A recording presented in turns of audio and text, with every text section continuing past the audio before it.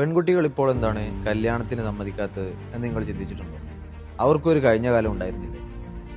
അവർക്ക് ഇഷ്ടമുള്ളതൊന്നും ചെയ്യാൻ സമ്മതിക്കാതെ, പുറത്തു പോകാൻ സമ്മതിക്കാതെ, പഠിക്കാൻ സമ്മതിക്കാതെ, ജോലിക്ക് പോകാൻ സമ്മതിക്കാതെ, അവർക്ക് ഇഷ്ടപ്പെട്ട ആളുടെ കൂടെ ജീവിക്കാൻ സമ്മതിക്കാതെ, ഇനി അഥവാ ജീവിക്കാൻ സമ്മതിച്ചാൽ തന്നെ നീ കണ്ടുപിടിച്ചിട്ടുള്ള ആളാണ്, അവിടെ ഇനി എന്ത് പ്രശ്നം വന്നാലും നീ തന്നെ നോക്കിക്കോളണം, ഞങ്ങളെ വിളിക്കാൻ പാടില്ല എന്നൊക്കെ പറഞ്ഞ് അവരെ അവോയ്ഡ് ചെയ്തിരുന്നൊരു കാലം.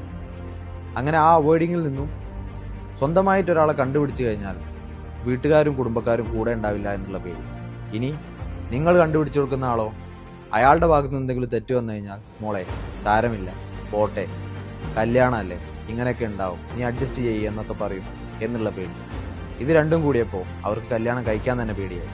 കൂടെ അവർ വിദ്യാസമ്പന്നരായി ജോലിക്ക് പോകാൻ തുടങ്ങി. ജോലിക്ക് പോകാൻ തുടങ്ങിയതിന് ശേഷം, സ്വന്തം കാലിൽ നിൽക്കാൻ തുടങ്ങിയതിന് ശേഷം അവർക്ക് ഒരു കൂട്ട് വേണ്ട എന്ന് തോന്നി തുടങ്ങി. ഒന്ന് ആലോചിച്ചാൽ നിങ്ങൾ തന്നെയല്ലേ അവർക്ക് കല്യാണത്തോട് ഇത്രയും വെറുപ്പ് തോന്നാനുള്ള കാരണം?